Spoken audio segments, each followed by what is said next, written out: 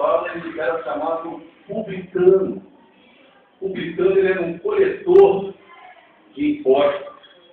Ele era um camarada extremamente odiado entre os judeus. Ele era judeu, historicamente, e ele estava a serviço de Roma, que era o império da época que subjugava todas as cidades, os reinos, inclusive Israel, onde estava lá. Roma chega, em cada lugar tinha alguém que era destacado para cobrar dos outros, dos judeus, exatamente o Mateus era um deles.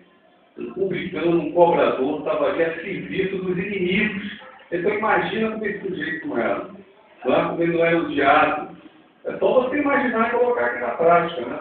Como esse camarada não era considerado um traidor, né? Alguém que se vendeu para o outro lado, né? Alguém que estava indo contra os interesses dele, alguém que não tinha sentimentos de nacionalidade, sentimentos de que estava ali, que era mais um entre eles, parecia que não, esse camarada é um dedo duro, o pior, ele está a serviço do outro lado, ele está a serviço daqueles que estão se julgando. E esse cara, extremamente esquisito do outro lado do time, jogando com a outra camisa, foi alvo de um convite de Jesus. Não é interessante a gente pensar nisso? Convite radical. Então, se você, minha querida, se você se sente que é desprestigiado, se você se sente meio esquisitão, meio esquisitona, se você acha que você também não é nada daquilo, que as pessoas te acham de uma forma diferente, ou você faz parte de você é um ET no teu espaço, no teu contexto, é exatamente você que ele quer fazer. Você que é alvo desse amor extraordinário, desse convite para que você se renove. Dá para entender isso? E há uma mudança tão grande que houve mudança até de nome. A gente está falando de nome aqui. Esse Levi, é o nome dele, se tornou Mateus, que foi uma pessoa adorada por Deus, destacada por Deus. Dom de Deus, foi até que eu comentei isso no domingo passado. Nós passamos a ser dom de Deus, não porque nós somos melhores ou piores, passamos a ser dom de Deus na medida que nós temos esse encontro e que a gente se percebe, se conhece, tem a sensação de pertencimento ao Senhor. Nós somos dons de Deus. Vocês são dons de Deus. Isso é ótimo, gente. Né? Isso é extraordinário. E aí foi alvo aí de muita coisa, que ele estava lá e o Senhor Jesus foi lá compartilhar de intimidade. Estava lá comendo, sentado à mesa. Olha só como o Senhor Jesus é incrível. Se ele estivesse aqui hoje, certamente onde ele estaria? Vamos fazer um raciocínio aí mais moderno, mais atual. Será que ele estava no palácio? Será que ele estava em Brasília? Hein? Será que ele estaria nas grandes catedrais, né, de Vital, tão bonitas, tão extraordinárias? Não, eu acho que ele estaria em lugares, talvez, eu ouso dizer, talvez até muito mais simples do que isso aqui. Isso aqui já está até bom demais. Eu vi um filho tão abençoado numa igreja que não tinha nem, era terra batida. É algo impressionante. O Senhor Jesus, nosso Pai querido, nosso Deus, ele tem um interesse, assim, uma proximidade exatamente como estava no texto, para aqueles que são doentes. Não é interessante a gente pensar isso? É uma paixão natural. Talvez até porque, lógico, ele saiba aí, que são esses exatamente que reconhecem nele todas as coisas. Esses que são mais doentes, doentinhos, frágeis, necessitados, carentes, esses que ele busca porque ele sabe que são esses que param, esses que esperam, esses que aguardam, esses que confiam, esses que dependem dele. Não é bom pensar assim, por esse lado? Nós somos alvos disso tudo, desse convite. Mas para isso a gente tem que ouvir esse convite.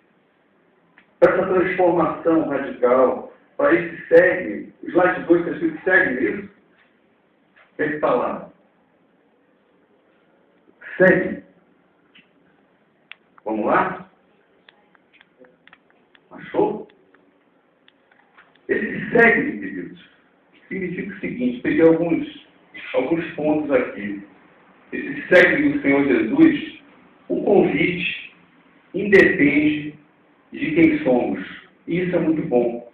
Isso é muito bom saber disso. O convite independe de quem somos.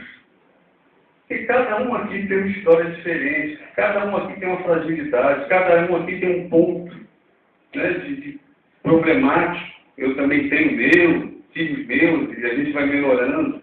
Mas é isso que é bom, porque independe de quem somos nesse momento, de ter esse convite. Isso não, essa tua situação não é impeditiva de encontrar o Senhor Jesus. Eu diria, é muito mais, é o contrário. É exatamente por você hoje, por algum motivo aí na tua história, na tua existência, na tua trajetória de vida, você está fragilizado, é aí mesmo que ele está surgindo, é aí mesmo que ele está olhando, é aí mesmo que ele está chegando perto, próximo a você, e muito mais, ele está chegando, te chamando a atenção e está fazendo um convite radical, seja lá você, a idade que tenha, seja lá a idade que tenha, o sexo, é homem, se é mulher, a idade, se é idoso, em algum momento ele está chegando a você e está dizendo, uma vez, explicar.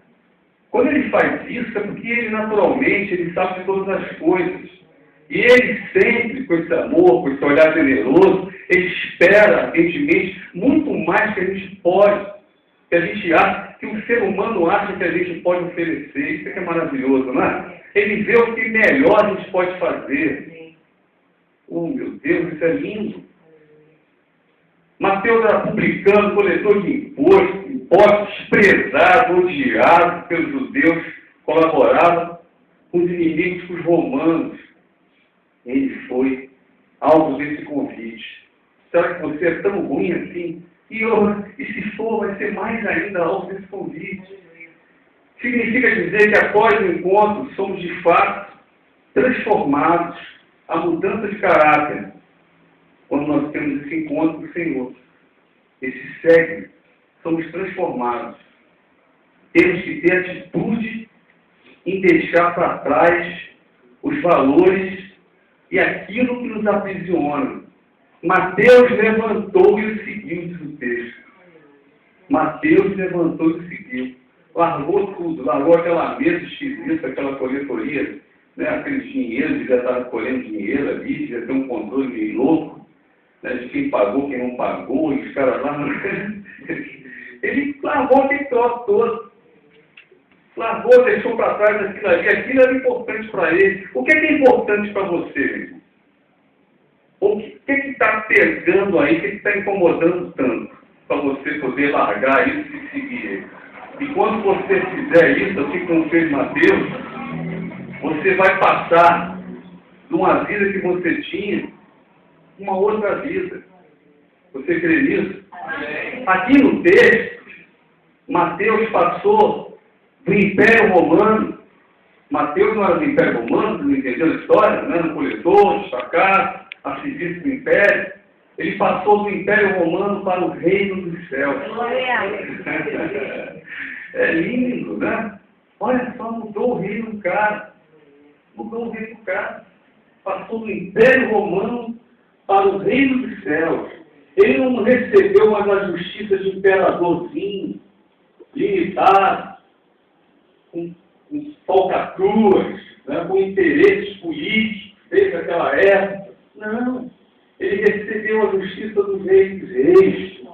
Ele recebeu a justiça de Jesus. Mais ainda, ele recebeu a misericórdia de Jesus. Oh, meu Deus! Misericórdia. É o que nós precisamos. Porque se for a justiça dele, exatamente por quem nós somos, e ele lê o nosso coração de uma forma impressionante, nós nem mesmo sabemos, ele já sabe. Fala dele, fala assim, ainda